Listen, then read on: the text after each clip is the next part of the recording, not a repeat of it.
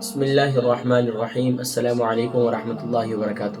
جی ناظرین کرام، ماشاء اللہ آج 8 ذو الحجہ ہے اور الحمدللہ آج کا کیا خاص عمل ہے بزرگان دین کے معمولات میں سے، الحمدللہ اس کا آج ہم ذکر کریں گے۔ ناظرین کرام، حجاج کرام تیاریوں میں ہیں اور ماشاء اللہ مینا کی طرف جا رہے ہیں اور الحمدللہ ثم الحمدللہ آج اللہ تبارک و تعالیٰ کی خاص انوار و تجلیات کے نزول کا دن ہے۔ یقیناً اس سال تو وہ کیفیت نہیں پیدا ہو رہی جو حقیقتاً بہت سے حجاج کرام جو ہر سال جایا کرتے تھے، تو اس دفعہ ان کی ایک اداسی کی کیفیت ہے۔ اللہ تبارک و تعالیٰ ہم سب سے راضی ہو جائے اور اپنے گھر کے دروازے ہم سب کے لیے کھول دے، تو انشاءاللہ آئندہ سال ہم بھی حج بیت اللہ کی سعادت حاصل کریں گے انشاءاللہ۔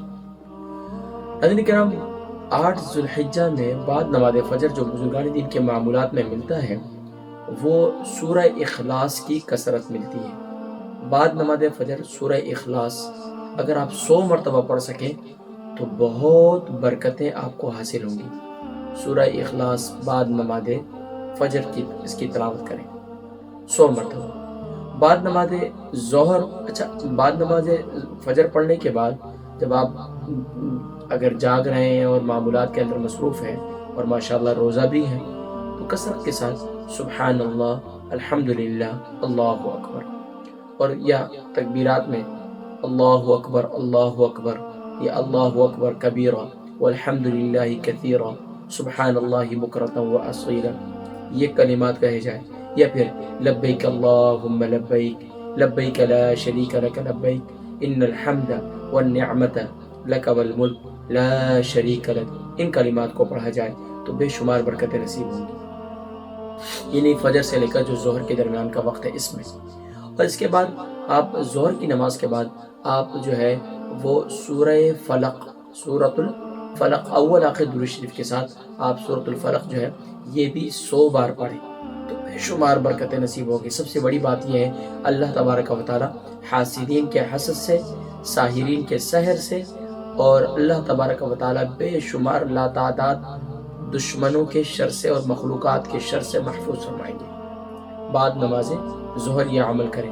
اگر 100 مرتبہ کوئی نہیں کر سکتا، بعد نماز فجر سورہ اخلاص اور بعد نماز ظہر 100 مرتبہ سورہ فلق نہیں پڑھ سکتے تو کم سے کم اس کی تعداد 21 بار ضرور پڑھیں، کم سے کم 21 بار بعد نماز فجر سورہ اخلاص اور بعد نماز ظہر سورہ فلق 21 بار۔ اور اسی طریقے سے بعد نماز عصر جو ہے وہ سورۃ الناس 100 مرتبہ پڑھیں تو بہت برکتیں نصیب ہوں گی۔ اگر نہیں پڑھ سکتے تو کم سے کم بھی آپ جو ہے 21 بار ضرور سورۃ الناس کی تلاوت کیجیے۔ انشاءاللہ اللہ تبارک و تعالی آپ کو جادو، سحر اور ہر قسم کی جو آج کے دور کے اندر جو دشمنیاں ہو رہی ہیں ان کے شرور سے اللہ کریم آپ کی حفاظت فرمائیں گے انشاءاللہ۔ اور اسی طریقے سے بعد نماز مغرب جو ہے آپ نے یہ عمل کرنا ہے، آیت الکرسی اول آخر درود شریف کے ساتھ آپ نے آیت الکرسی آپ نے 33 ٹائم پڑھنا ہے۔ بعد نماز مغرب آیت الکرسی آپ نے 33 ٹائم پڑھنا ہے، اور پھر اوابین کے نوافل ادا کرنے ہیں۔ 6 رکعت نماز اوابین ادا کریں گے، اور پہلی رکعت میں سورہ کافرون ایک بار اور دوسری میں سورہ اخلاص ایک بار، پھر 2 رکعت نماز نفل ادا کریں گے، اس میں سورہ کافرون جو ہے 2 بار اور سورہ اخلاص دوسری رکعت میں 2 بار، پھر تیسرے 2 رکعت نماز نفل ادا کریں گے، پہلی رکعت میں سورہ کافرون 3 بار اور پھر اسی طرح دوسری رکعت میں سورہ اخلاص 3 بار اس کی تلاوت کریں گے۔ اور اس کے بعد پھر نماز عشاء ہے، نماز عشاء کے بعد آپ 2 رکعت صلاۃ التوبہ ادا کریں گے، اللہ کی بارگاہ میں دعا کریں گے، یا اللہ یا رحمان یا ذا الجلال والاکرام، یہ خاص برکتوں والے ایام، یا اللہ جو برکتیں، جو رحمتیں، جو سعادتیں تو نے آج سے پہلے اپنے خاص بندوں کو عنایت کی ہے اور انہیں عطا کی ہے، یا اللہ وہ ساری برکتیں، رحمتیں، سعادتیں ہمیں بھی نصیب فرما۔ اور اس کے بعد پھر آپ چوتھا کلمہ اس کی جتنا بھی اس کو پڑھ سکیں تو اس کی کم سے کم 11 مرتبہ، زیادہ سے زیادہ اگر آپ ایک تسبیح پڑھ سکیں تو انشاءاللہ بہت برکتیں نصیب ہوں گی۔ اگر چوتھا کلمہ آپ کو یاد نہیں ہے تو پہلے کلمے کی ایک تسبیح ضرور پڑھیں۔ اللہ تبارک و تعالی ہم سب سے راضی ہو جائے اور ہم سب کو اسی طرح اعمال صالحہ کا ذوق شوق نصیب فرمائے۔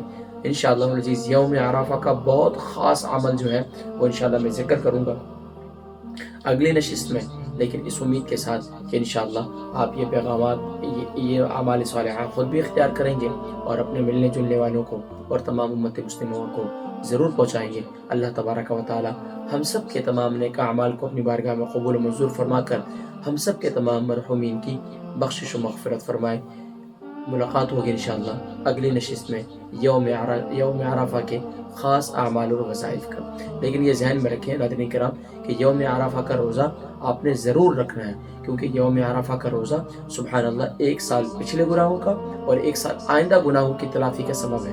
سبحان اللہ، اللہ تبارک و تعالی یوم عرفہ کے روزے کی برکت سے بے شمار لاتعداد زندگی میں آنے والی مصائب سے، تکالیف سے، بیماریوں سے، پریشانیوں سے محفوظ فرماتے ہیں۔ تو یوم عرفہ کا روزہ ضرور رکھیے گا انشاءاللہ، اور اس کے لیے ضروری نہیں کہ آپ نے اگر 9 کا نہیں رکھا تو آپ نے 8 کا نہیں رکھا تو 9 کا رکھنا پڑے گا، ایسی بات نہیں۔ تو باقی تو پھر 10 ذی الحجہ پھر عید کا دن ہوگا، تو اس کے عید کے دن کی کیا خاص اعمال اور وظائف ہیں انشاءاللہ ان کا بھی میں تذکرہ کروں گا۔ اپنی دعاؤں میں یاد رکھیے گا۔ السلام علیکم ورحمۃ اللہ وبرکاتہ۔